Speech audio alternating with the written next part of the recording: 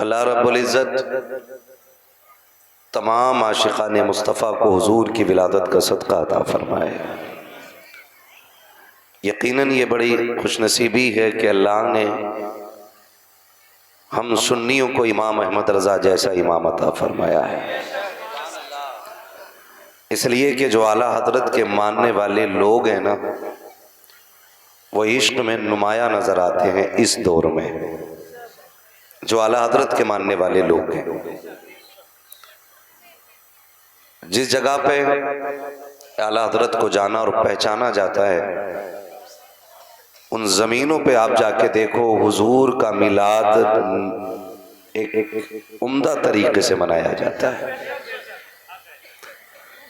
सुन्नी पूरी दुनिया में मौजूद हैं, लेकिन जैसा जश्न मिलाद हिंदुस्तान में मनाया जाता है, किसी और मुल्क में नहीं मनाया जाता।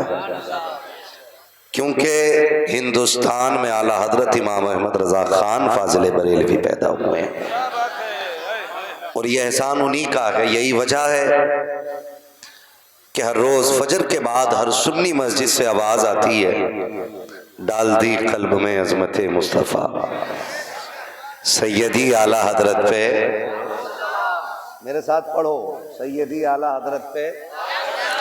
ये हर फजर के बाद हर मस्जिद से आवाज़ आती है, इसलिए कि हम नमक हराम नहीं, नमक हलाल लोग हैं।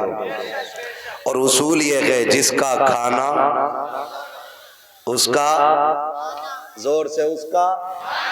हाँ जी, मेरी बातों पे नौजवान ज्यादा तवज्जो दें, बच्चे भी माशाल्लाह सुने, आपको भी मेरी बातें फायदा देंगी अल्लाह ने चाहा तो, ठीक है ना। तो मेरा साथ दे, मुझे लगे कि आप सुन रहे हैं, और इतनी जोर से बोलें कि मुझे आवाज आ जाए और ये लगे कि बंदा खाना खा के आया। कई बार ना लोग बगैर जाने अनजाने में ना लंगर के सहारे निकल लेते हैं। लंगर होगा वहीं खाएंगे चल के, और ना मिले लंगर, फिर पता क्या होता, फिर सुभान अल्लाह भी नहीं निकलती मुंह से। तो इतना खा के आया करो कि सुभान अल्लाह कहने की ताकत बनी रहा करे। जो लोग खा के आए वो जरा बोले या रसूल अल्लाह, जो ना खा के आए हैं वो बोले जरा सुभान अल्लाह। हाँ जी, नहीं, खुदा सलामत रखे, खा के आए या ना खा के आए, लेकिन सुभान अल्लाह तो बोल ही दिया ना, है ना। अब सारे बोले जरा सुभान अल्लाह। आला हज़रत फरमाते वो जो न थे, क्या बात है, इस मोहल्ले को बता रहे थे, चुप, यही बोल रहा है। वो जो न थे, वो जो न हो, वो जो न हो, वो जो न हो, कुछ भी ना हो ना, वजन बिगड़ता, कुछ भी ना हो। वो जो न थे तो कुछ न था, वो जो न हो तो कुछ न हो। जान है वो जहान की, जान है तो, जान है तो, जोर से जान है तो जहान है। सरकार आए, कायनात मुस्कुराने लगी। थके तो नहीं है ना अभी आप लोग। अहमद भाई ने भी कहा कि जिस जवान को जहां जगह मिल गई वहीं से सुन रहा। मैं देख रहा हूं दीवार पार से भी लोग सुन रहे हैं। अभी थोड़ी देर पहले एक बंदा इधर दीवार से कूदा, तो मैंने कहा भाई ये ना कूदो। मैंने कहा था, मैंने कहा भाई ये बंदा कूदा है इधर से। दीवार कूदने वाले लोग अच्छे नहीं होते, और लोग नजर में रख लेते हैं कूदना कौन जानता है। ये चोरी कोई भी हो, कहते हैं फला के बेटे को बुलाओ, वो दीवार कूदा था।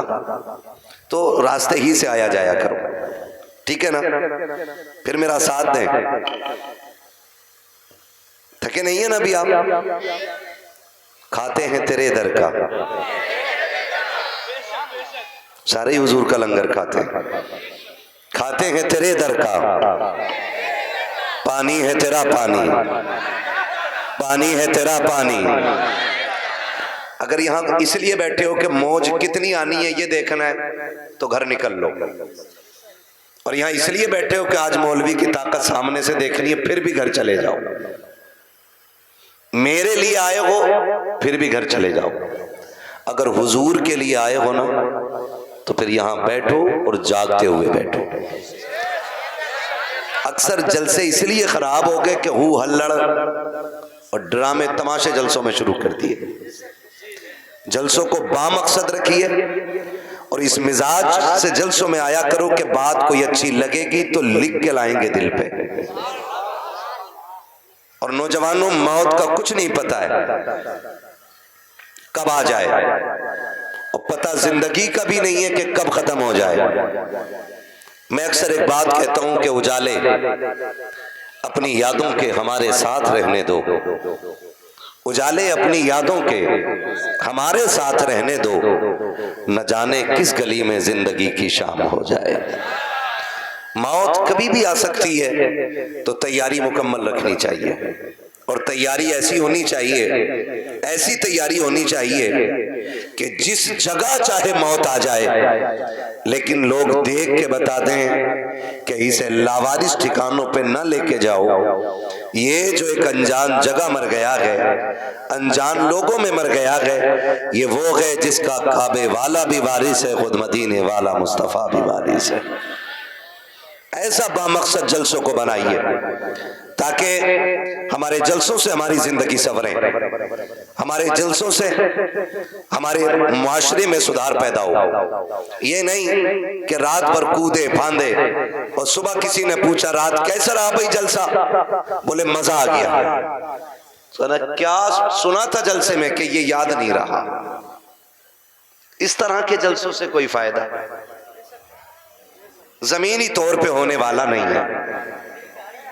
ठीक है, इसलिए मैं आपसे कहूंगा कि जितनी देर बैठे ना, इस नजरिए से बैठे कि बात सच्ची होगी तो दिल पे लिख के लेके जाएंगे, लिखेंगे इंशाल्लाह। सर ना हिलाइए, अब हर जगह पढ़े लिखे लोग हो गए। यहाँ पे स्कूल है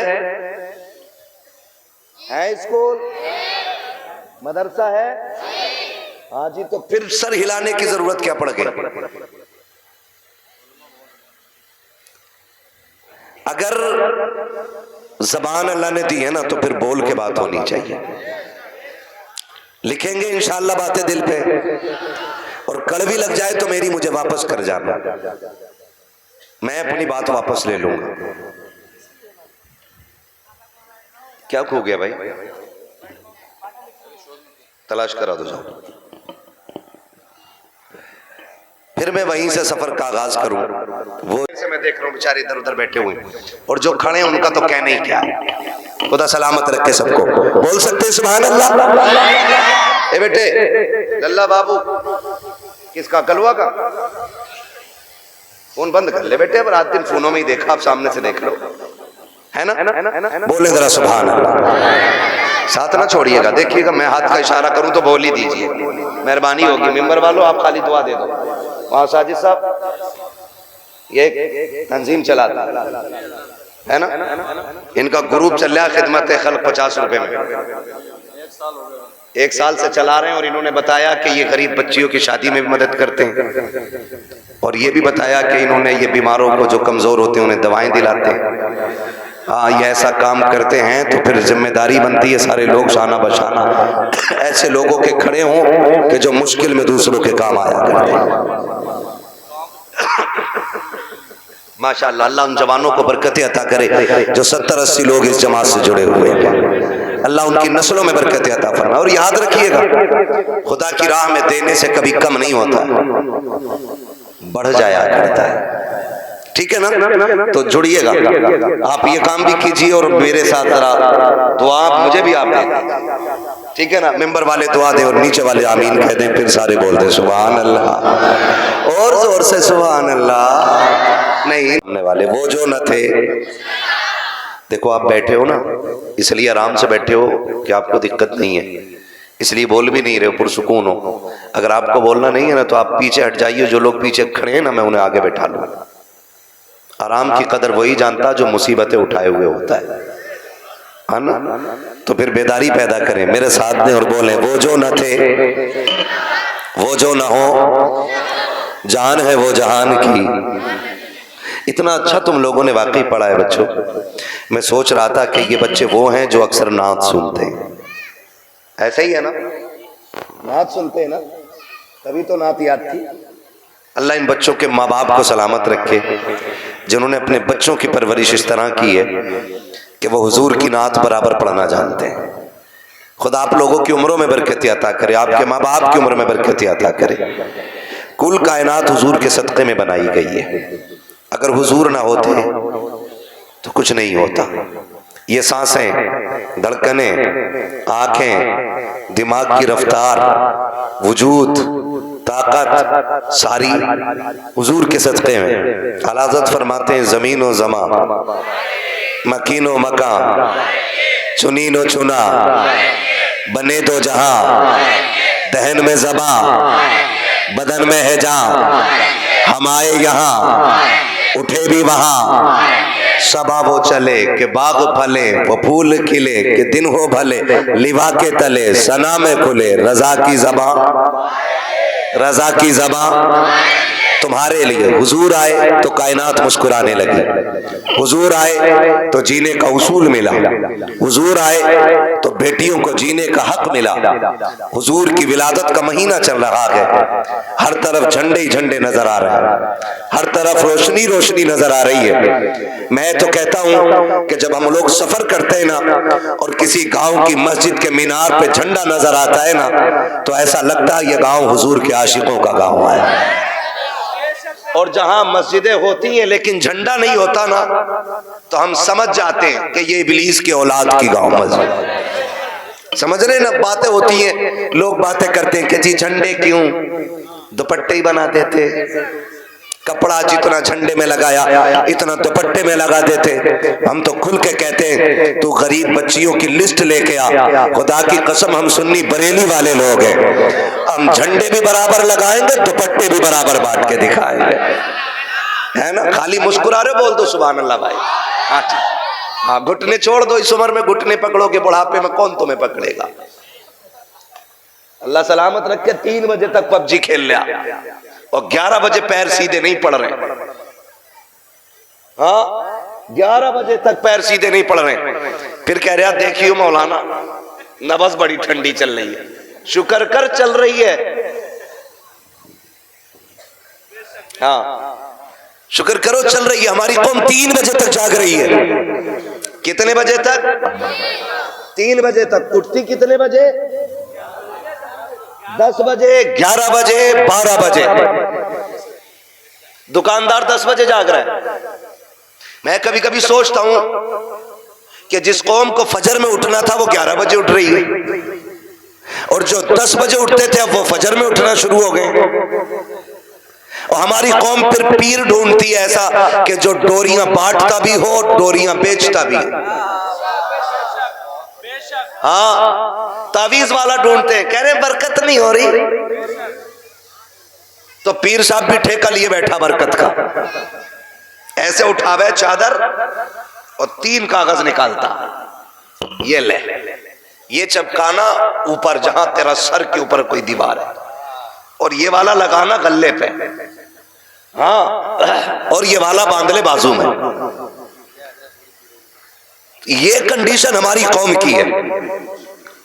अब एक गले में लगा पड़ा है, एक दीवार पे लगा पड़ा है, एक बाजू में लटका पड़ा है, दौड़ लगा रखी है इधर से उधर, इधर से उधर, फिर भी बरकत नहीं हो रखी है। कह रहा लग रहा है तावीज में असर नहीं है। नहीं मेरे लाल, बात तावीज की नहीं है। तावीज तो बहुत असर करता है, मगर एक शर्त है, देने वाला मुफ्ती आजम जैसा होना चाहिए। तावीज बड़ा असर करता है लेकिन देने वाला ताजुशरिया जैसा होना चाहिए। फिर तावीज में बरकत क्यों नहीं है? वजह सिर्फ इतनी है, न लेने वाला सही है, न तावीज देने वाला सही है। कहा मेरे घर के झगड़े मिटा दो, और जाके भी उससे कहा जिसकी बीवी से 6 महीने से नहीं बनती है, मुझे बता तो सही, जिससे घर नहीं सवारे जाते वो तकदीरें क्या सवारेगा। अगर बरकतें चाहते हो सुबह उठो, मस्जिदों में चले जाओ, फजर पढ़ के सजदा करके रब को रो के दिखा दो, खुदा करम के दरवाजे खोल के तुम्हें दिखा दो। नारे तकबीर, नारे रिसालत, मसलके आला हजरत, बस्ती बस्ती करिया करिया,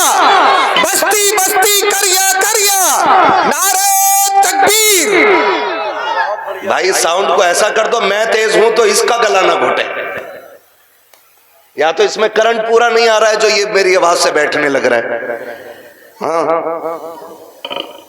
क्यों नायब प्रधान जी?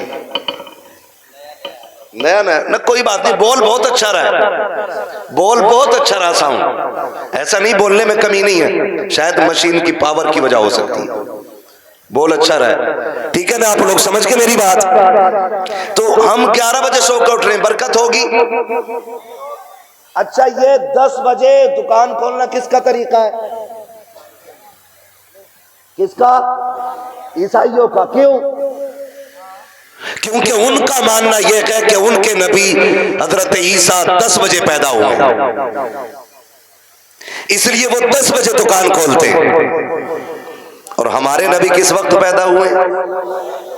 जोर से यार, अरे सारे सुन्नी बरेलवी बैठे हैं ना, है तो टेंशन क्यों ले रहे हो? मिलाद का तो पता होगा ना हुजूर किस वक्त तशरीफ लाए? किस वक्त तशरीफ लाए? सुबह सादिक के वक्त। सुभान अल्लाह। हाँ बोल सकते हो आप भी। पता मेरे बेटे, क्रिकेट टीम में कितने खिलाड़ी होते? 11। कितने होते? हमारे नबी किस टाइम तशरीफ लाए? क्या बात है जी, ये कौम झंडे लहराएगी इस्लाम के। आज रबीउल अव्वल शरीफ की कितनी तारीख है? 17 हो गई ना। और पहली ही तारीख से सरकार की आमद के नारे लग रहे कि नहीं? आवाज आती है, नात खानी मौत भी हमसे छुड़ा सकती नहीं, कब्र में भी मुस्तफा के गीत गाते जाएंगे, है ना भाई? तो किस टाइम हुजूर तशरीफ लाए? सुबह सादिक के वक्त। तो सुन्नी को किस वक्त उठना चाहिए? और उठ कितने बजे रहा है? लानत नहीं बरसेगी तो रहमत किधर से आएगी? अल्लाह को नाराज करके। और फिर आगे बढ़ने की सोचते हैं मनो। सुन, फजर पढ़, सजदे करके रब को रोके दिखा, अल्लाह राजी हो गया ना तो किसी डोरी की जरूरत नहीं है। और रब नाराज है ना तो तावीज नहीं, पूरा पीर गले में लटका लेना। पीर भी फाके से मरेगा, मुरीद भी फाके से मरेगा।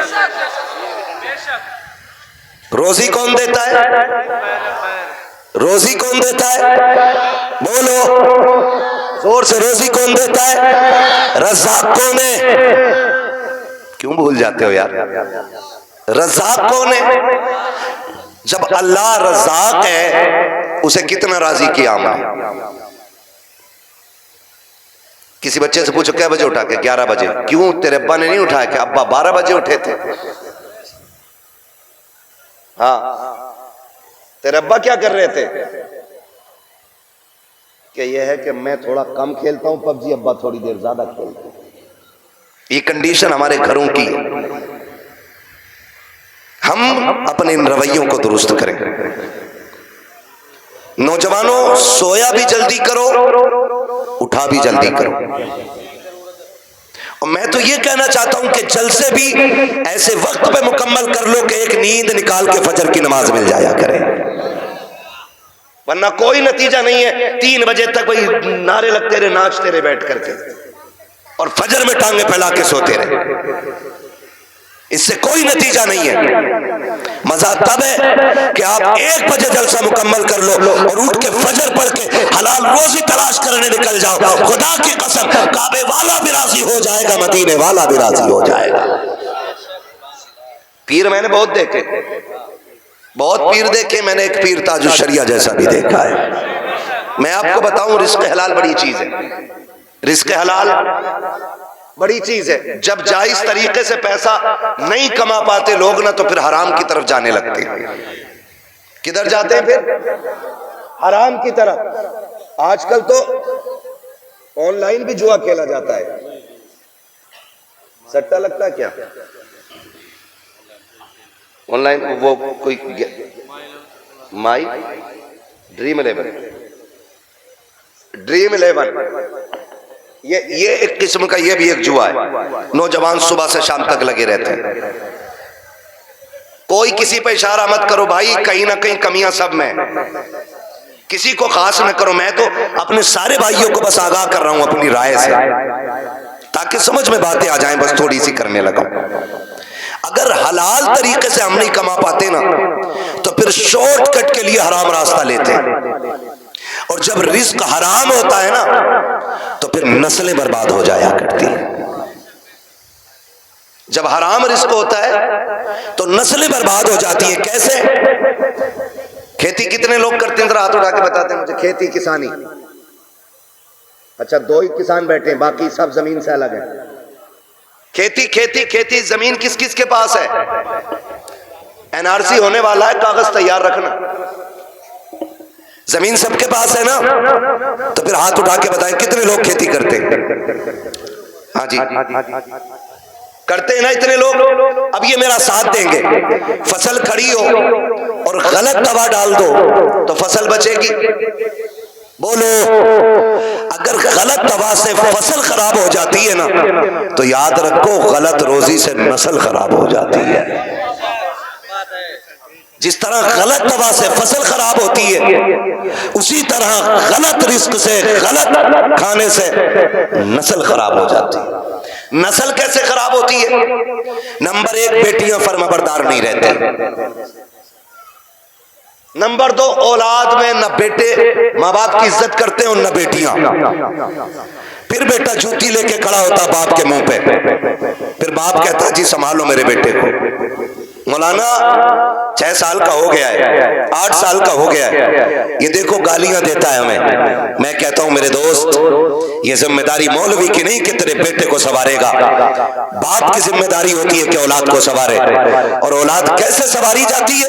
बुजुर्गों की सीरत पढ़ा करें तो पता चलता है। खुदा की कसम खा के कहता हूं, जब रोटियां बनाने वाली माँ दुरूद पढ़ के रोटी बनाती है ना तो फिर बेटा अख्तर रजा था जो शरिया बना करता है।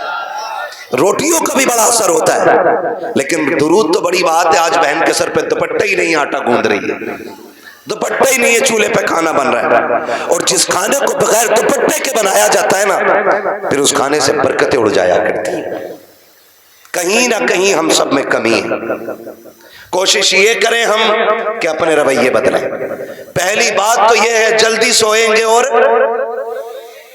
जोर से जल्दी सोएंगे और जल्दी उठेंगे। गांव के जिम्मेदारों पर यह लाजिम है कि गांव की कोई दुकान आपकी 9 बजे के बाद खुलती है तो बंद कराइए उसे। कोई बुरा ना माने कि मेरी दुकान बंद करा रहा है। अगर कोई भी चाय की दुकान ज्यादा खुल रही है, बंद कराइए। ये जमीनी तौर पे काम करना जरूरी है, वरना हमारी नस्ल को मिटने से कोई नहीं बचा सकता है, बर्बादी से कोई नहीं बचा सकता है। आप अपनी दुकानों को देर तक खुलने वाली दुकानों को बंद करो, और वो दुकानें जो देर से खुलती हैं उन्हें जल्दी खुलवाइए। मैं तुम्हें बताऊं, मुसलमान को सुबह सादिक का वक्त दिया गया है। अगर मुसलमान सुबह सादिक में उठ के दुकान खोले ना, जब तक गैर आके 10 बजे दुकान खोलेंगे, अल्लाह 10 बजे तक मोमिन के रिज्क का इंतजाम फरमा देगा। लेकिन अकीदे पक्के होने चाहिए। हुजूर किस वक्त तशरीफ लाए? जोर से किस वक्त? तो किस वक्त उठना चाहिए? सुबह सादिक के वक्त उठ जाना चाहिए। फिर फजर पढ़नी है, फिर हुजूर पे दुरूद पढ़ना है, फिर जाके दुकान खोलो, देखो रब रोजी देता है कि नहीं। अल्लाह इतनी रोजी देगा कि नस्लों से सवारी नहीं जाएगी। हुजूर किस तारीख में तशरीफ लाए? हुजूर आए तो बेटियों को शऊर मिला। हुजूर आए तो वो बेटियां जो जिंदा दरगोर की जाती थी, अल्लाह ने उन बेटियों को जीने का हक अता किया।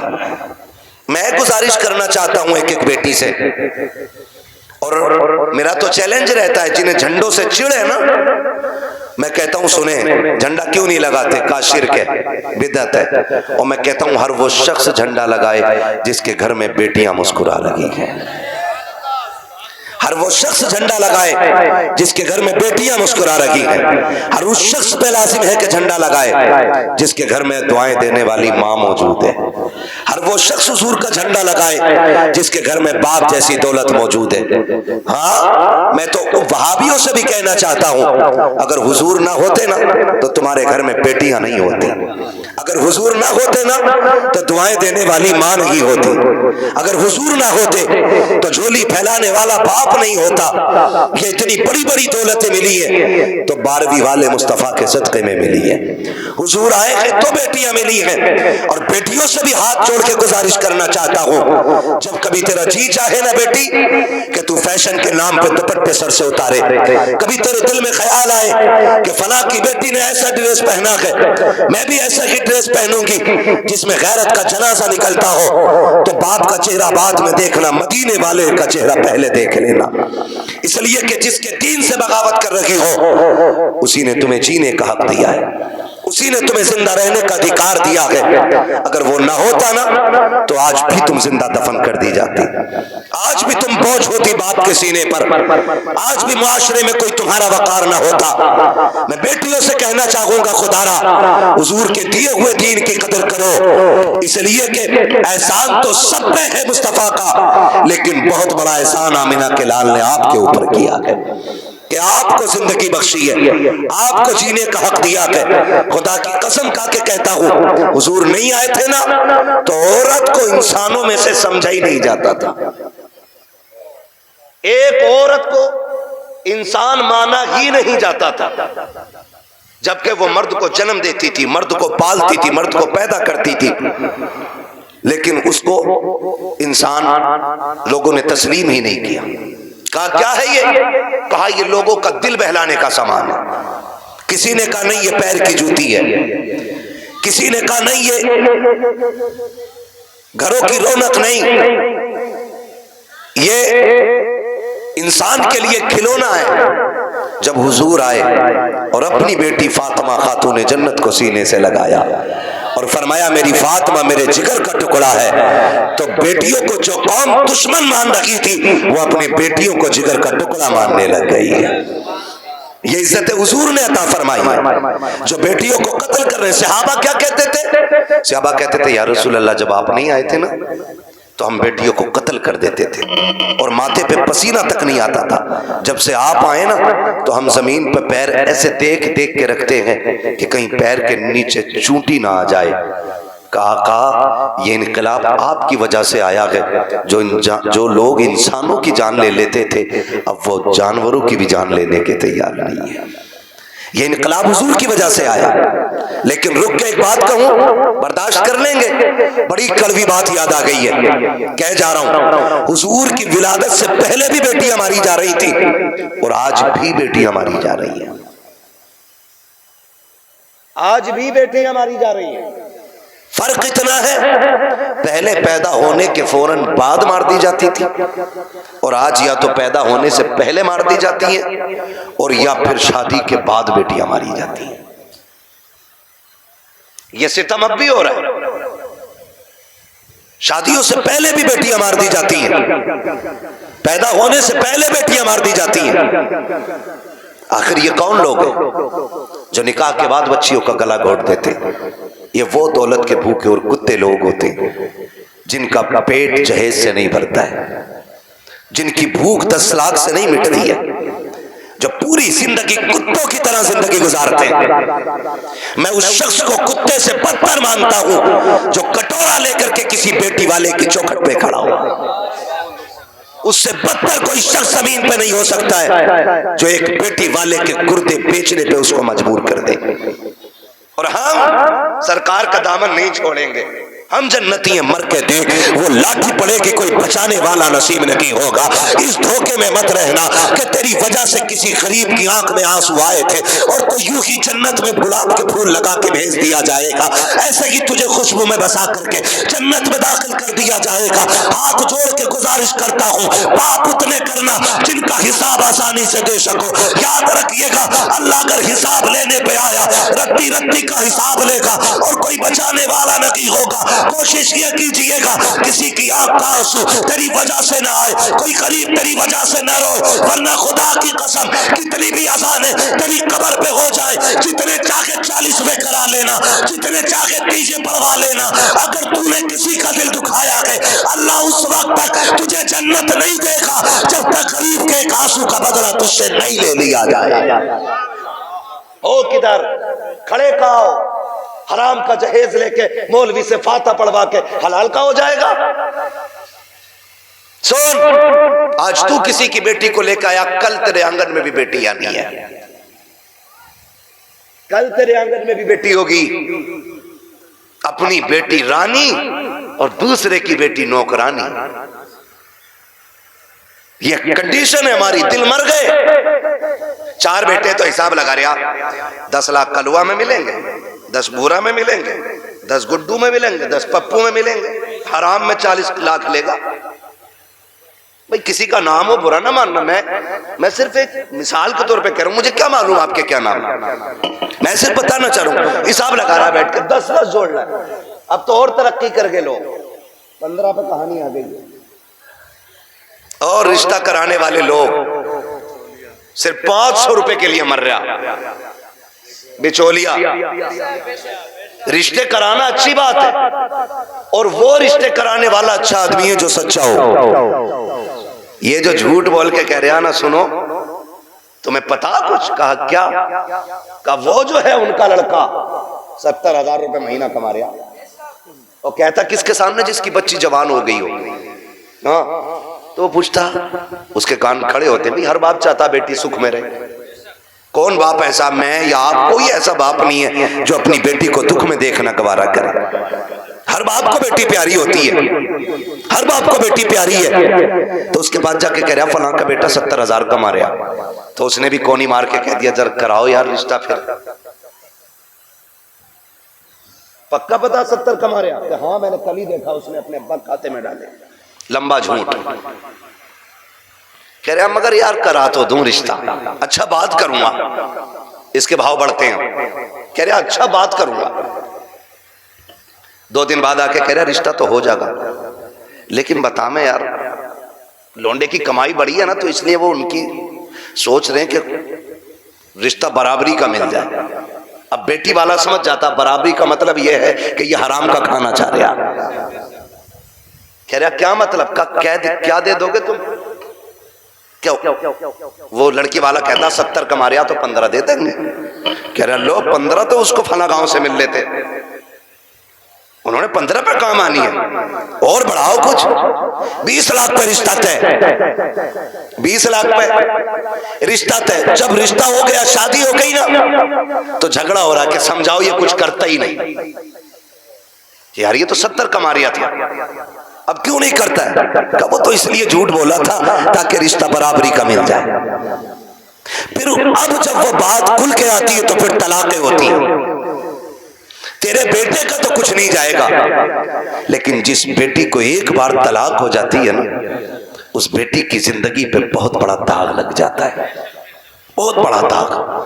और बेटियों की इज्जत इतनी नाजुक होती है, तलाक तो अलग साहिब, छोड़ना तो अलग की बात है। अगर लड़की को देखने वाले आकर के एक बार जाकर के ये कहते लड़की पसंद नहीं आई है, तब लोग उस लड़की में कीड़े पैदा करना शुरू कर देते हैं। कोई कहता है कि चलन अच्छा नहीं होगा, कोई कहता है कि बच्ची का घरवार अच्छा नहीं होगा, कोई कहता है कैरेक्टर अच्छा नहीं होगा, कोई कहता नहीं नहीं नाक नक्शे की कमी रह गई होगी, कोई कहता देने के लायक नहीं है। इतनी बातें लड़की में पैदा की जाती है। और तुम्हें खुदा का वास्ता है, मिलाद वाले मुस्तफा का वास्ता हाथ जोड़ के कहता हूँ, जब बेटियों की रिश्ते की बारी आया करे तो शद्दाद हमान न बना करो, नमरूद फिरौन न बना करो, दुनिया में हाकिम न बना करो। अगर बेटी की चाहिए आपको तो किसी पे जबरन बेटी ना लो, दौलत के साथ बेटी ना लो, बल्कि झोली फैलाओ, भिखारी बन जाओ और के खुदा के वास्ते बेटी दे करके हमारी नस्लों को इज्जतें दे दे। खुदा की कसम, जब बेटियां ऐसे आती है तो फिर नस्लों में खालिद बिन वलीद जैसे लाल पैदा होते हैं। लेकिन ऐसे मांगे कौन?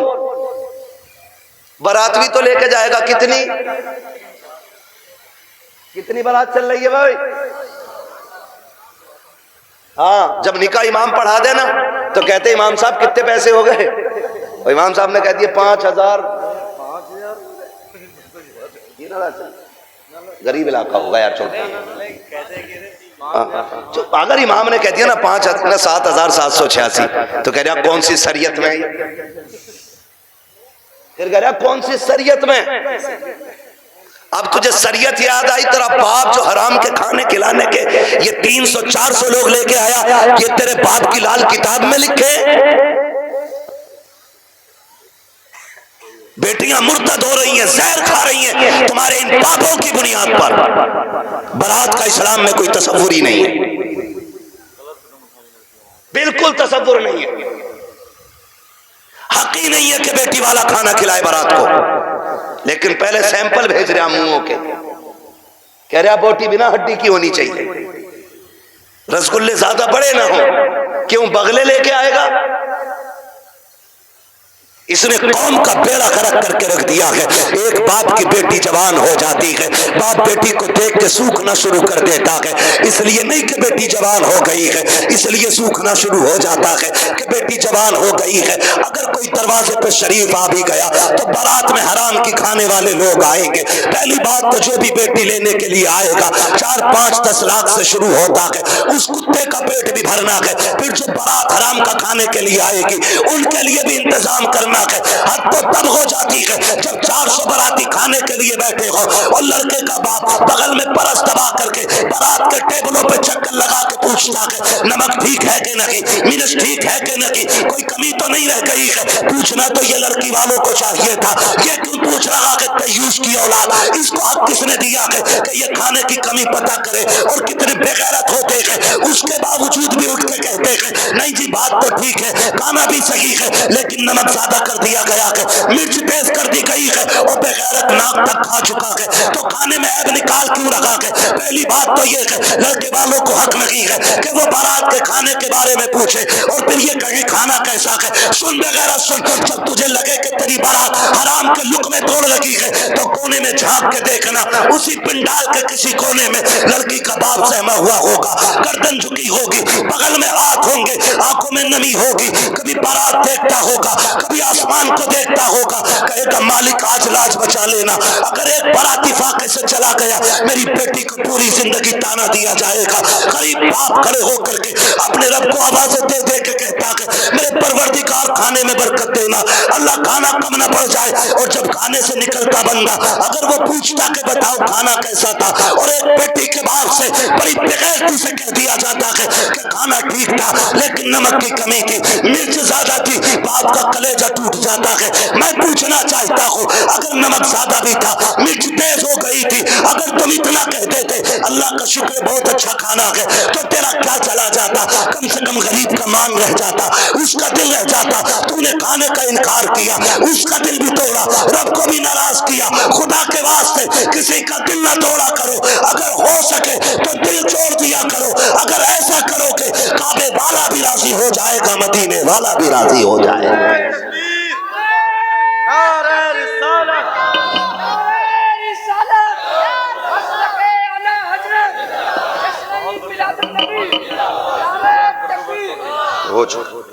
तवज्जो है सारे लोगों की, जरा कह दे या रसूल अल्लाह, खाली जलसे करने से कुछ नहीं होने वाला। तुम्हारी बेटियां मुर्तद हो जाएं, भाग जाएं गैर के साथ, और तू तस्वीर लेके बैठा रहे, इस्लाम इसकी इजाजत नहीं देता है, इस्लाम इसकी इजाजत नहीं देता है। हर वो रास्ता बंद करो जो हमारी बेटियों को मुर्तद होने पे मजबूर कर रहा है। फला की गई है, हमारी थोड़ी गई ना, एक की गई तो सबकी चली गई। ओ कहां पे, तुम्हें पता है, सोशल मीडिया चेक करो, लड़कियों से कलमा पढ़वाते वो, मुसलमान की प्रूफ क्या है, सूरह इखलास पढ़ रही है बच्ची, तो बताना मकसद ये नहीं होता है कि अब्दुल रशीद की बेटी है देखो कलमा पढ़ रही है, वो ये बताना चाहते मोहम्मद अरबी की बेटी दीन का कलमा पढ़ने वाली हमारे धर्म में आई है। हिसाब देना पड़ेगा कयामत में इसका कि तेरे दरवाजे पे दौलत रख के घुन गई और गरीब की बेटी मजहब छोड़ के चली गई, तूने दीन के लिए क्या किया था। ऐसे लोगों की दौलत को अल्लाह सांप बना के गले में डालेगा और तब कोई पीर बचाने नहीं आएगा। लिखो मेरी बात, तेरे किए का तुझी को भरना है। रस्में बना लिए, अब्बा दफन हो रहा, बेटा कब्र पे खड़े हो कह रहा मेरे अब्बा की गलती हो तो माफ कर देना। क्यों, तू कौन होता माफी मांगने वाला। गलती बाप ने की थी, माफी बाप को मांगनी चाहिए। अल्लाह कहता मुंह बंद कर, किताब बंद हो गई उसकी गलतियों का हिसाब उसे देना, अब तुझे नहीं। आने दे, इस दिन का मेरा ऐलान था, कब्र में लिटा के इतना तोड़ूंगा कोई बचाने वाला नहीं मिलेगा। आज आ गया है वो दिन। मेरे बाप की गलती माफ कर देना, थप्पड़ तेरे बाप ने मारा था, गरीब के तूने नहीं मारा था। कमजोर को जलील तेरे बाप ने किया था, तूने नहीं किया था। माफी तेरे बाप को मांगनी चाहिए थी। रस्में बना ली है, खाली रस्में। यही मर्दों के हाल है, और औरतें भी कम थोड़ी है। मर जा तो उसके कपड़े नोच लेती हैं, हाय जी माफ कर जाओ, हाय जी माफ कर जाओ। अब कुछ नहीं होने वाला, जीते जी एक दूसरे से माफियां मांग लो, जीते जी एक दूसरे से अपनी गलतियों का निपटारा कर लो, वरना कोई बचाने वाला नसीब नहीं होगा, कोई बचाने वाला नहीं मिलेगा। इसलिए कि हुकूकुल इबाद का मामला बड़ा सख्त है, बड़ा सख्त है। अपनी सी कोशिश तो करो यार। आका फरमाते तू अपनी सी कोशिश कर, फिर जहां नहीं बनेगी वहां बात बनाने के लिए मैं आ जाऊंगा। आला हज़रत फरमाते वुसअतें दी हैं खुदा ने दामन महबूब को, जुर्म खुलते जाएंगे आका। आका मैं फ्री में जन्नत नहीं बांट सकता, माफ कीजिएगा। अगर फ्री की जन्नत के लिए बैठे हो तो मेरी जन्नत नहीं, जन्नत हसनैन के नाना की है। जन्नत उसे मिलेगी जिसे हुजूर चाहेंगे, लेकिन हम अपने आप को बदलें। कितने लोग जन्नत में जाना चाहते हैं? नौजवान बताएं, नौजवानों को मैंने हाथ उठवाए। जिनके निकाह हो गए वो हाथ नीचे कर ले, जिनके नहीं हुए वो हाथ ऊपर रखे। जिनके नहीं हुए ठीक है ना, अब हाथ नीचे कर लो आप। इतने लोग यहां बैठे, बताओ जन्नत में जाना चाहते हैं कि नहीं हम लोग? एक आसान तरीका बताऊं, आसान तरीका यह है, बिना डिमांड किए किसी गरीब की बेटी को अपने घर की इज्जत बना लो। तुम्हें मरने में देर लगेगी, रब को कब्र को जन्नत बनाने में देर नहीं लगेगी। हाँ, कितने लोग वादा कर रहे हैं इंशाअल्लाह जहेज की डिमांड नहीं करेंगे। क्या बात है, सलामत ने हुजूर आपके हाथ देखें, अल्लाह करे इस महफिल की। उन्होंने नीचे कर लिया। हाँ नहीं वो लगने का योगी अब्बा ने कही होगी मुंह तोड़ दूंगा, तो बुलेट ना मिली तो। अब्बा भी बड़ा बेगैरत होता, हाथ नीचे करो, अब्बा याद आ गया। 1 मिनट नहीं बैठागा अब्बा को बुलेट पे ही, और अब्बा लिस्ट में सबसे ऊपर बुलेट लेके घूम रहा। हाँ 1 मिनट नहीं बैठागा बुलेट पे अब्बा को, और अब्बा के हाथ में इतनी लंबी लिस्ट है। पिलाई पूछ लिया बेड में क्या इंची वाली है, 1 दिन नहीं बैठेगा बुढ़ा बेड पे। और गरीब का जीना हराम करने में सबसे आगे हैं? नहीं अब्बा ही कर रहा है। तो कितने लोग जन्नत में जाना चाहते हैं? नौजवान जरा बताएं, मैं आसान तरीका बता रहा हूं। सारे जाना चाहते हैं ना? हाथ नीचे कर लो, खुदा सलामत रखे। पूर ससुर के देने से नहीं पड़ती है, किसके देने से पड़ती है? बहुत कमजोर लोग हो यार।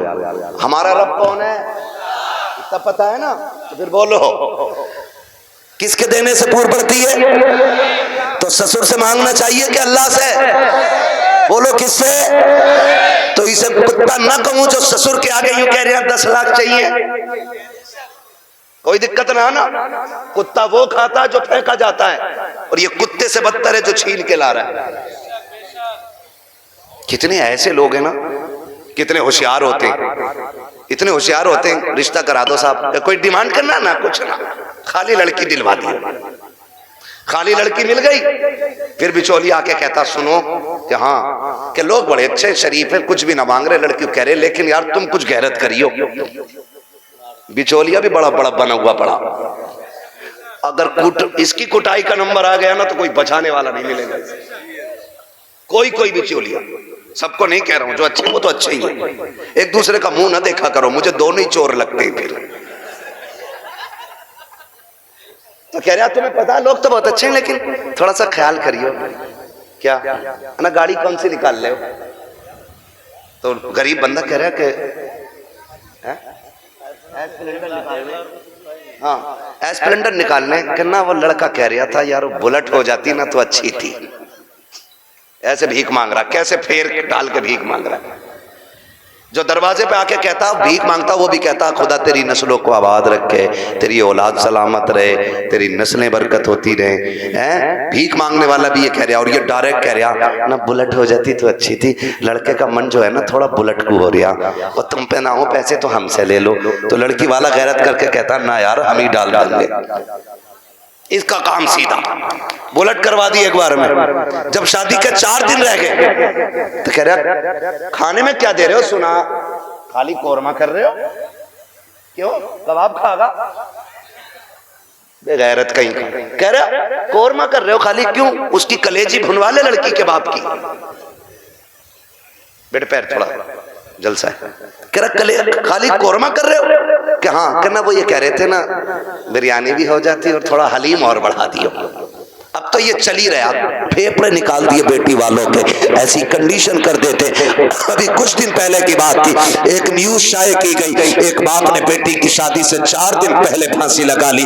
क्यों फांसी लगाई? तारीख का ये बाप इस दौर के कलंक बन करके माथे पे चमकता रखेगा, सिर्फ इसलिए कि जब बेटी के निकाह के 3 दिन बाकी रह गए थे तब ससुराल वालों ने लिस्ट बनाकर जहेज की भेजी। उसमें महंगे महंगे सामान भी थे। गरीब बाप जब शाम को घर पे आया, खाने के लिए बैठा तो लुक में हलक से नहीं उतरे। बेटी बेटी होती है समझ गई। अब्बा बात क्या है, क्यों नहीं खा रहे हो? कहा बेटी कुछ नहीं है। अल्लाह अकबर बेटी कहती है अब्बा मेरी वजह तो नहीं है। कहा नहीं बेटी तेरी कोई वजह नहीं है। तारीख गवाह है कि वो बाप जो दिन भर ठेला लगाता था, जिसको बाप की बेटे की रुखसती करनी थी, उस बाप ने रात के सन्नाटे में फांसी लगा करके अपनी मौत को गले लगाया। अगले दिन लाश जब उतारी गई, जेब के अंदर से कागज मिला, उसमें लिखा हुआ था मेरे रिश्तेदारों मैं इस लायक नहीं हूं कि तुम्हारी खुशी पूरी कर सकूं, और बेटी को नाकामी का चेहरा नहीं दिखा सकता था, इसलिए मैं दुनिया छोड़ के जा रहा हूं। अगर मेरी लाश तुम्हारे काम आ जाए तो इससे फायदा उठा लेना।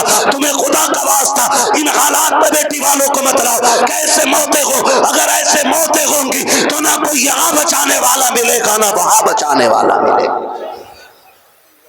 आसान करो शादियों को, करेंगे इंशाअल्लाह, आसान करेंगे। कितने लोग जहेज नहीं मांगेंगे वो हाथ उठा के बता दें। वो बुढ़े भी हाथ उठाते जिन्हें बेटों के लिए नहीं लेना। हाथ देखो कौन नहीं उठा रहा है। नहीं सारे उठाएं एक साथ। जवान भी जिन्हें, सुनो पहले समझ लो सही से।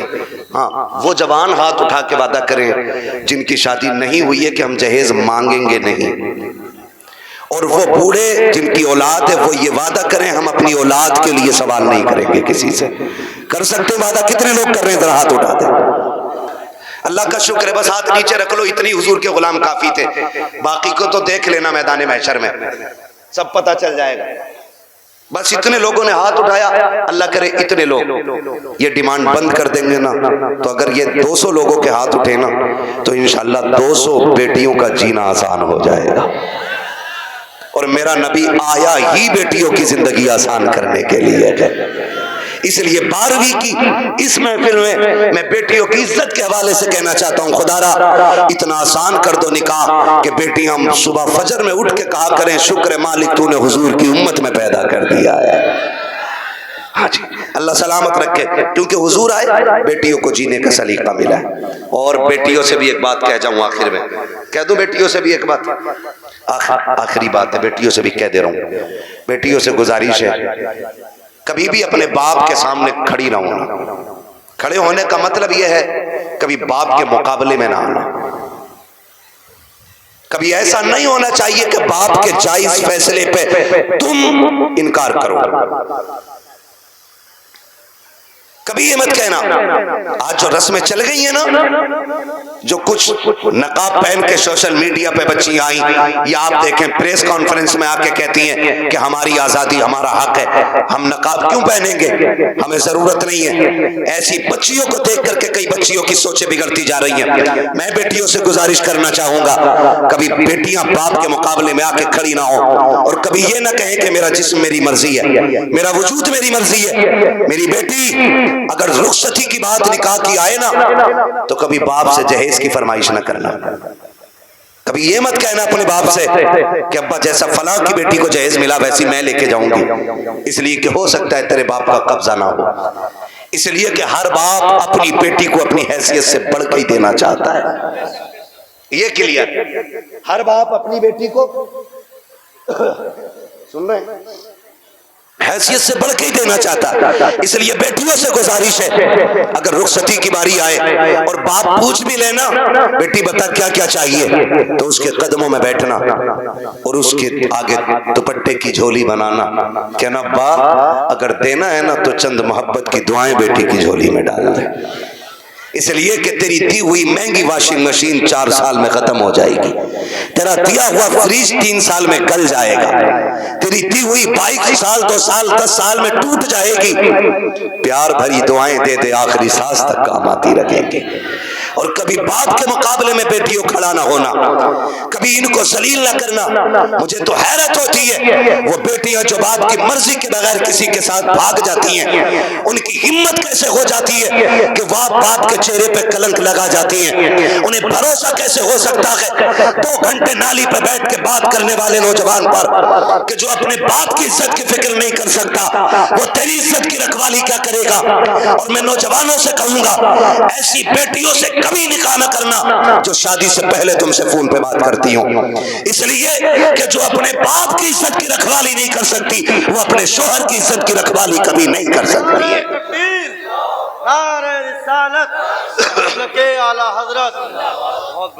आपसे कहना चाहता हूं, मत कीजिए ऐसी बच्चियों से शादियां जो शादी से पहले आपके साथ फोन पे बात कर रही हैं। इसलिए कि जितना बाप ने एहसान तुम पर किया है ना बेटियों, तुम्हारा शोहर नहीं कर सकता है, नहीं कर सकता है।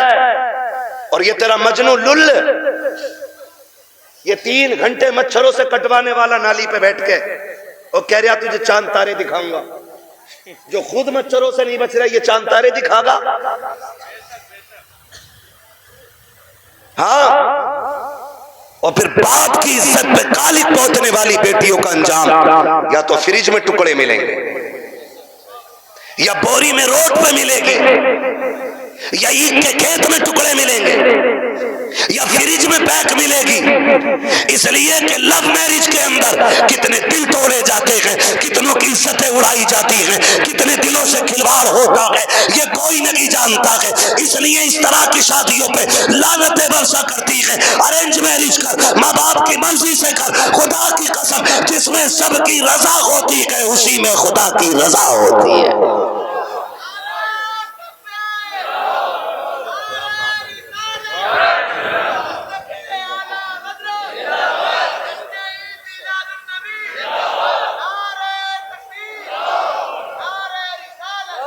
आखिरी गुजारिश बेटियों से है, बाप के चेहरे पे कालिक ना पोतना।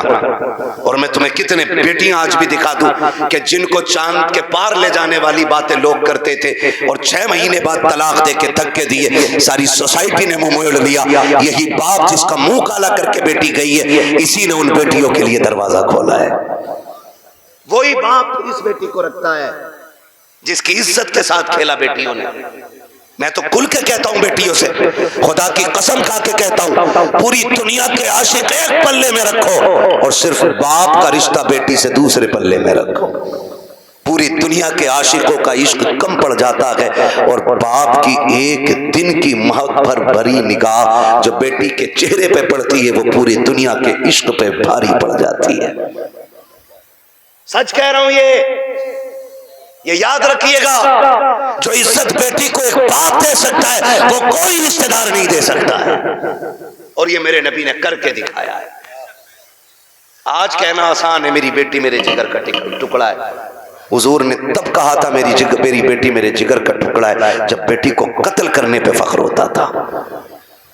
हाँ, क्या दोगी बेटी हो, क्या कर सकती हो बाप के लिए, इसका एहसान जानती हो तो तुम्हें बताऊं। अगर ना पता हो ये बात जहन नशीन कर लेना। एक एक बेटी मेरी बात कान खोल के सुन लेना। इस बेटी को 12वीं वाले सरकार ने इज्जतें दी हैं। सुन मेरी बेटी, जब तू माँ के शिकम में आई थी, पूरा खानदान कह रहा था बेटा होगा तो अब्दुल्ला नाम रखेंगे। कोई कहता था अपने नाम पे नाम रखूंगा, कोई कहेगा भतीजे का नाम ये रखूंगा, दादा कहते था पोते का नाम ये रखूंगा, दादी कहती थी लाडला आएगा, नाम उसका शेर रखा जाएगा, अब्दुल्ला रखा जाएगा। सबने बेटों के नाम सोचे थे, बेटी का तो तसव्वुर भी किसी का नहीं था। जब वक्त ऊपर हुआ विलादत के वक्त से, तेरी माँ को हॉस्पिटल ले जाया गया। चचा ने कहा कि ऑर्डर दे दो, जल्दी से मीठा बन जाए, भतीजा आने वाला है। पूरे खानदान में खुशियां थी, लेकिन अचानक हॉस्पिटल से फोन आया कि बेटी आई है। चचा का चेहरा उतर गया, दादी का चेहरा उतर गया, दादा बिस्तर पे गिर गया। वो जो मीठे बने थे, लोगों ने ऑर्डर कैंसिल कराए। दुकान वालों ने कहा क्यों नहीं लेता, का बेटा आता तो लेता, भतीजा आया इसलिए मीठा नहीं चाहिए, ये कह के मीठा टुकरा दिया गया था। क्योंकि तू पैदा हो गई है, दुनिया ने तुझे मनहूस समझ रहा है, दुनिया आज भी तुझको वैल्यूबल नहीं मान रही है। खुदा की कसम खा के कहता हूँ, जब चचा को तेरे आने से तकलीफ, दादा को तेरे आने से तकलीफ, दादी का चेहरा तेरी वजह से उतरा है, सबने तुझे ठुकराया। एक बाप ही तो था जो हॉस्पिटल सीना उठा के गया था और इसने तुझे गोद में उठा के तुझे चूम के कहा था दुनिया लानत दे रखी है, लेकिन शुक्र है अल्लाह ने मुझे जन्नत का टिकट अता फरमा दिया है।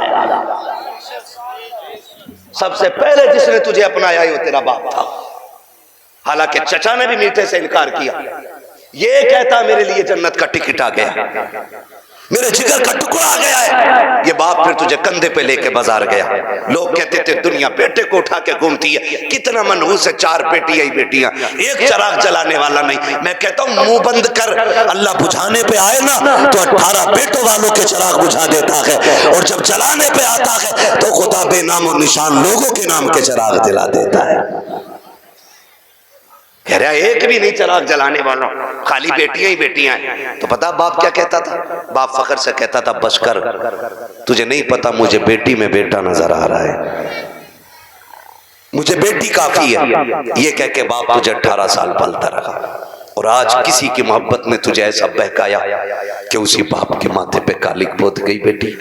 खुदा के वास्ते बेटियों से गुजारिश करूंगा, कितनी भी बड़ी तुम्हें कोई स्कीम, कोई ऑफर तुम्हें कोई करे, कभी किसी की नहीं सुननी है। अपने बूढ़े बाप के सफेदी के लगे हुए बालों को देखना है, अपने बाप के लगे हुए टोपी के पैबंद को देखना है, इसलिए कि करोड़पति बाप का बेटा तुम्हें चंद दिन ऐश करा सकता है, फिर तुम्हें एक जूती से ज्यादा औकात नहीं देगा। वो भी अपने बाप के घर में रहे, भले चटनी से खाएगी, रोजाना शहजादी बन के रोटी खाया करेगी। इसलिए बेटियों से गुजारिश है बाप के चेहरे पे कालिक न पोतना, बेटों से गुजारिश है आप भी ना निकलें इस आशिकी से और कुछ कामयाबी की तरफ चलें, पढ़ें, कुछ IAS बने, IPS बने। अब याद रखिएगा फतह उनकी होगी जो इल्म वाले होंगे, कामयाब वो होंगे जिनके पास तालीम होगी। अब दौर बम बारूद का नहीं, अब दौर कलम का है, इसलिए पढ़िए और इतने आगे बढ़ जाइए कि दुनिया देख के कहे हुजूर की उम्मत जैसी कोई उम्मत नहीं है। इसलिए कि ये अपने हक के लिए लठ चलाना नहीं, अपने हक के लिए कलम चलाना जानती है। पढ़ेंगे इंशाअल्लाह, अपने बच्चों को पढ़ाएंगे। और ये भी गुजारिश आखिर में करता जाऊं, बेटियों को इतना पढ़ाओ बस जितना जरूरी है, इसलिए कि जितनी मुर्तद हो रही हैं वो school, colleges, hostel, service, duty, ये करने वाली बच्चियां ज्यादातर बाप के मुंह पे कालिक पोत रही हैं।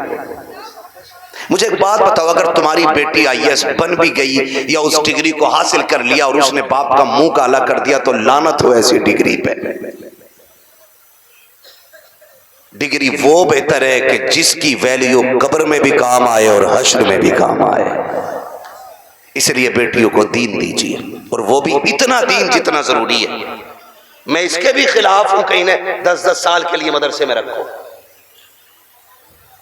इतना जितना जरूरी है बस बच्चियों को दीन दें, बच्चियों को दीन दें, और बाहर निकलने से रोकें बेटियों को। पर्दे क्या, इनको हुक्म दें। बेटियां बोझ नहीं होती, रवैये बोझ पैदा कर देते। नहीं भाई इतना नहीं बोल पाएंगे, 1 घंटे से ऊपर बात हो गई है। मैं अब दीवाने, तुम मुझे मेरी बात सुनो।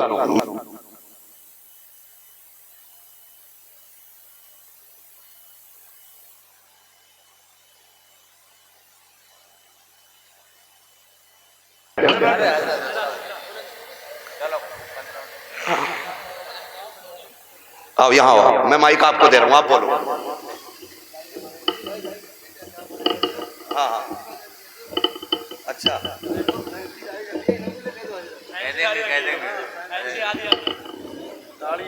अच्छा ये कह रहे हैं भाई साहब के फैंसी वाली दाढ़ी पे भी बात कर लो। मेरे भाई इतनी कमियां हैं कि एक दिन में सारी बातों पे बात तो नहीं हो पाएगी, ठीक है ना भाई। मेरी गुजारिश है दाढ़ियां पूरी रखो और पैंटे ना पहना करो, कुर्ता पजामा पहना करो, हुजूर का दिया हुआ लिबास पहना करो, दाढ़ियां पूरी रखो और कटना निकालो, ठीक है ना। इस चीज से बचिएगा, हुजूर की सुन्नत है और ये वो सुन्नत है जो वाजिब के हुक्म में। ठीक है ना भाई, सुन रहे हैं मेरी बात? हाँ, अल्लाह आपको सलामत रखे। कोशिश ये करें कि अपना जाहिर अपना बातिन मुकम्मल बिल्कुल हुजूर की दीन की रोशनी में होना चाहिए। मेरे भाई ने एक दर्द था सीने में, मुझसे कह दिया, मिंबर की तरफ से भी फरमाइश हो रही है भी इस टॉपिक पे और बोलें या इस मौजू पे और बोलें। एक दिन में उतना ही सबक बेहतर है जितना याद हो जाए। करेंगे इंशाअल्लाह इन बातों पे अमल। गुस्से में तो नहीं देख रहे हैं, देखोगे भी तो क्या बिगड़ता है। कोशिश ये कीजिएगा कि रवैये बेहतर करें, बेटियों को भी दीन दें, बेटों को भी दीन दें, और ऐसी तरबियत बच्चों को दें कि उन्हें माँ बाप की इज्जत की फिक्र होनी चाहिए। इतनी सारी बातें मैंने आपसे कही, मैं चाहता तो सिर्फ वाकयात में वक्त गुजार के अपनी बात खत्म कर लेता, लेकिन मैं चाहता था कुछ जरूरी बातें जो ज्यादा जरूरी हैं आपसे कह जाऊं। इतनी बात हो गई, और खुदारा आपसे भी गुजारिश है, नौजवानों, बहन, बेटियां, अल्लाह करे हर घर में कोई ना कोई बेटी मुस्कुरा रही है। ये एक दुआ है मेरी, अल्लाह करे हर बेटी, हर घर के अंदर कोई ना कोई बेटी हो। आपके घर के अंदर जो बहू है ना, वो किसी ना किसी की बेटी है। आप उसको नौकरानी ना समझिएगा। ये शिकायत लोग करते हैं ना कि बहू अब्बा नहीं कहती है, तो सुन भाई अब्बा, तू पहले से इस घर में रह रहा है, बच्ची बाद में आई है, इसको तुम्हारे बीच घुलने मिलने में वक्त लगेगा, इस घर को अपना समझने में वक्त लगेगा, लेकिन तू तो पहले से है ना, तो लाजिम है कि तू उसे बेटी पहले कह, वो तुझे बाद में अब्बा कहेगी। उसे ये एहसास दिलाइए कि तू गैरों में नहीं अपनों के बीच में आई है। तू बगैर बाप की नहीं, यहां तेरा बाप है। तू बगैर माँ की नहीं, यहां तेरी माँ भी है। तू बगैर बहन के नहीं, यहां तेरी बहनें भी हैं, यहां तेरे भाई भी हैं। यह एहसास उसको दिलाइए। अभी शेर पढ़ा था हसन रजा बरेलवी साहब ने, उन्होंने हजरत उमर के हवाले से कहा था, बच्ची ने जो कहा था ना, अम्मी खुदा देख रहा है, खुदा देख रहा है। हजरत उमर जब उसको अपने बेटे की दुल्हन बना करके लेकर आए, घर में बैठा के कहा था, बेटी बता मैं तेरा क्या लगता हूं? तो बच्ची ने कहा था, आप मेरे चचा लगते। आपने कहा बस चचा? कहा हाँ आप मेरे चचा लगते।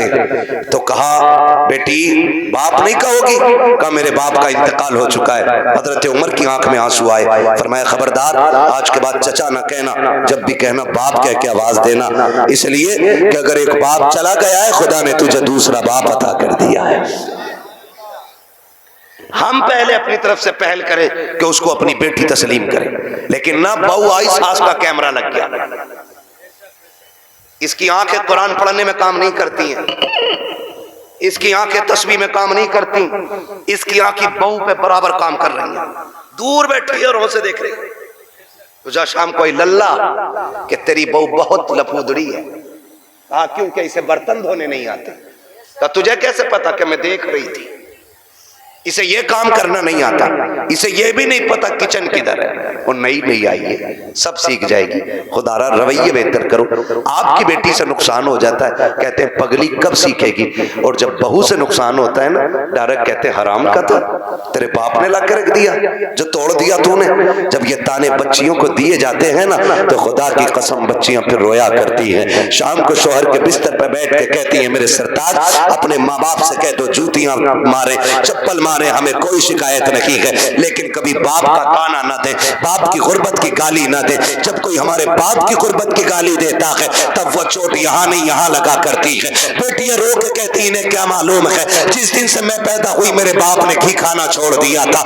इनको क्या पता है जब मैं पैदा हुई थी मेरे बाप ने शौक पूरे करना छोड़ दिए थे। मेरी माँ कहती थी घी क्यों नहीं खाते हो, कमजोर हो जाओगे। तब मेरा बाप कहता था कि इतना कर लूं ताकि बेटी को इज्जत से रुखसत कर दो। ए मेरी बीवी, मेरा बाप कहता था मेरी बीवी तू घी की बात करती है, जिस दिन बेटी को इज्जत से रुखसत कर दूंगा उस दिन दुनिया का सबसे बड़ा पहलवान कहलाने लग जाऊंगा। खुदारा आपसे गुजारिश है, अपनी बेटियों को जो प्यार देते हो वही प्यार बहू को दो। सासों से भी गुजारिश है, अगर आपकी बेटी खता कर दे, आप नजरअंदाज कर देते हो, बहू से नुकसान हो जाए तो उसे नजरअंदाज क्यों नहीं कर सकते? तुम दूसरी की बेटी को सताते हो और फिर अपनी बेटियों के लिए तावीज कराते हो। तो लिख लो इस बात को, अगर तुम चाहते हो कि तुम्हारी बेटियां सुख में रहें, आराम से रहें, उसूल बनाओ, अगर तुम दूसरे की बेटियों को सुख दोगे, अल्लाह तुम्हारी बेटियों को इज्जत अता फरमा देगा। ये उसूल याद रखिएगा। और अगर तुम दूसरे की बेटी को जूती में रखोगे तो जन्नत से तेरी भी नहीं उतरी है। अगर तू एक बेटी किसी के जूते मारेगा बेटी के, तो एक जूता तेरी बेटी को खाना पड़ेगा। ये दुनिया है, जैसी करनी जोर से, जैसी करनी वैसी भरनी है, ठीक है ना? करेंगे इंशाअल्लाह ऐसे ही। मुआशरे को बेहतर कर लीजिए, इतना खूबसूरत कर लो कि हमारी बेटियां मुर्तद ना हो, गुर्बत की वजह से जान न दे, बेटियां बाप के सर पे बोझ महसूस न करें। बेटियां बोझ नहीं होती हैं, बेटियां बोझ होती तो खुदा महबूब के आंगन में कभी 4 फूल न खिलाता, खुदा महबूब को 4 बेटियां नहीं देता, हुजूर के आंगन में 4 बेटियां हैं। इसलिए कि बेटी रहमत नहीं होती, बेटी खुदा की रहमत होती है। क्या होती है? खुदा की, जोर से खुदा की, और जोर से खुदा की रहमत होती है, ठीक है ना? फरमाइश हो रही है हुजूर का शजरा पढ़ दो, है ना? ऑपरेटर साहब इसे थोड़ा इको दे सकते तो दे दें, तकरीर तो हो गई। के बेटे अनस, अनस के बेटे कैनान, क्या कहूं आपसे, बहुत अच्छे लोग मिल गए आज। बोलो ज़रा, जितना बोल सकता जो बोले, सुभान अल्लाह। आदम के बेटे शीश, शीश के बेटे अनस, अनस के बेटे कैनान, कैनान के बेटे मेलाइल, मेलाइल के बेटे जारत, जारत के बेटे इदरीस, इदरीस के बेटे मुतवश्शिक, मुतवश्शिक के बेटे लबकने के नाम, लबकने के नाम के बेटे नूह, नूह के बेटे शाम, शाम के बेटे जुलाल, जुलाल के बेटे साले, साले के बेटे आबिर, आबिर के बेटे दाता, दाता के बेटे रावा, रावा के बेटे सारो, सारो के बेटे नाखुर, नाखुर के बेटे तारिक, तारिक के बेटे इब्राहिम खलीलुल्लाह, इब्राहिम खलीलुल्लाह के बेटे इस्माइल ज़बीहुल्लाह, इस्माइल ज़बीहुल्लाह के बेटे केदार, केदार के बेटे वाम, वाम के बेटे हमल, हमल के बेटे साबित, साबित के बेटे सलमान, सलमान के बेटे रईसा, रईसा के बेटे इलियासा, इलियासा के बेटे औद के बेटे हव्वा, हव्वा के बेटे अदनान, अदनान के बेटे मोइद, मोइद के बेटे नदार, नदार के बेटे मदर, मदर के बेटे इलियास, इलियास के बेटे मुदरिका, मुदरिका के बेटे खदीमा, खदीमा के बेटे किनाना, किनाना के बेटे नदर, नगर के बेटे मालिक, मालिक के बेटे फार, फार के बेटे गालिब, गालिब के बेटे लुई, लुई के बेटे काफ, काफ के बेटे मुर्रा, मुर्रा के बेटे किलाब, किलाब के बेटे कुसै, कुसै के बेटे अब्द मनाफ, अब्द मनाफ के बेटे हाशिम है, हाशिम के बेटे अब्दुल मुत्तलिब है, अब्दुल मुत्तलिब के बेटे अब्दुल्लाह के, अब्दुल्लाह के बेटे मोहम्मद रसूलुल्लाह। कोई बीच से खड़े होकर नारा लगा दे ताकि पता चले यहाँ गैरत वाले लोग रहते हैं।